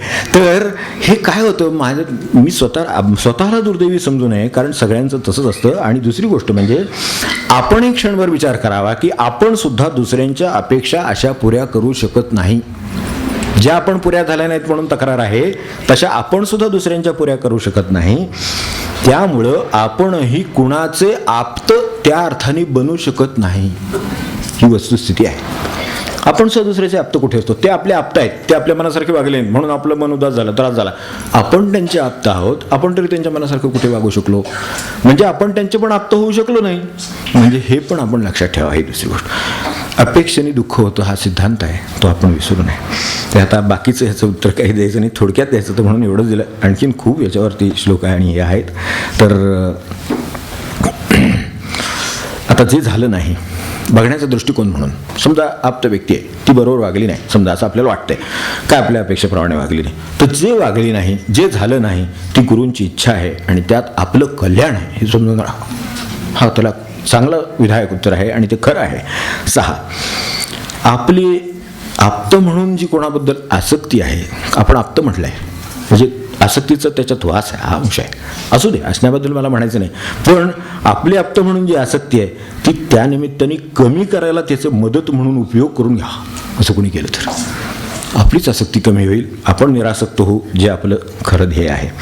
आणि महाराज म्हणले ते लक्षात ठेवा, प्रपंच चावरं कुत्रं आहे, कधीतरी चावल्याशिवाय राहणार.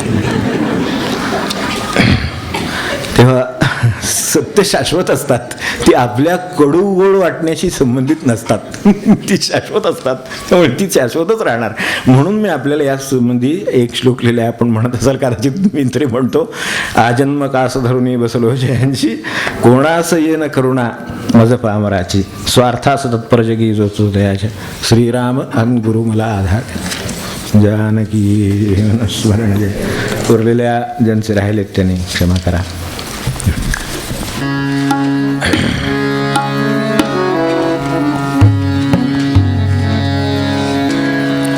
नरतनु गेल्यावर ते मनुजा, नरतनु गेल्यावर ते मनुजा, करसिल मग काही मनुजा, करसिल मग काही मनुजा, हरीचे गुण गाई मनुजा, हरीचे गुण गाई मनुजा. नरतनु गेल्यावर ते मनुजा, नरतनु गेल्यावर ते मनुजा, करसिल मग काही मनुजा, करसिल मग काही मनुजा, हरीचे गुण गाई मनुजा, हरीचे गुण गाई मनुजा. हस्तपाद कर्णादिक इंद्रिय सावध जवकाई, हस्तपाद कर्णादिक इंद्रिय सावध जवकाई. तव वरी भगवत प्रसाद सत्वरी, तव वरी भगवत प्रसाद सत्वरी, संपादुन घेई मनुजा, संपादुन घेई मनुजा, हरीचे गुण गाई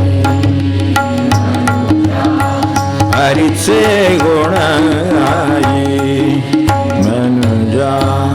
वाणीचा व्यापार निरंतर सारा हा विषयी,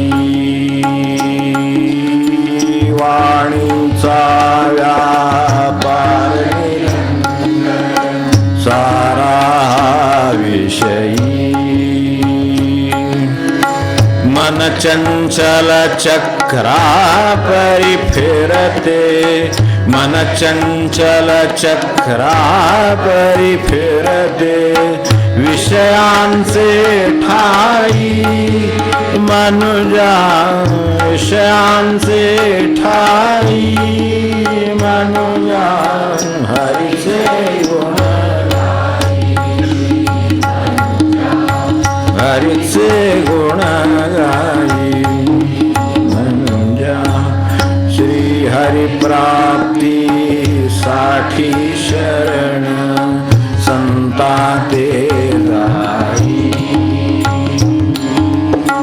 श्री हरि प्राप्ती साठी शरण संता ते राई निरंजन पद अविनाशी मग निरंजन पद अविनाशी मग पावसिलवलाही मनुजा पावसिलवलाही मनुजा हरीचे गुण गाई मनुजा हरीचे गुण गाई मनुजा नरतनु गेल्या वरुते मनुजा नरतनु गेल्या वरुते मनुजा करसिल मग काई मनुजा करसिल मग काई मनुजा हरीचे गुण गाई हरीचे गुण गाई मनुजा हरीचे गुण गाई जानकी जीवन स्मरण जय जय राम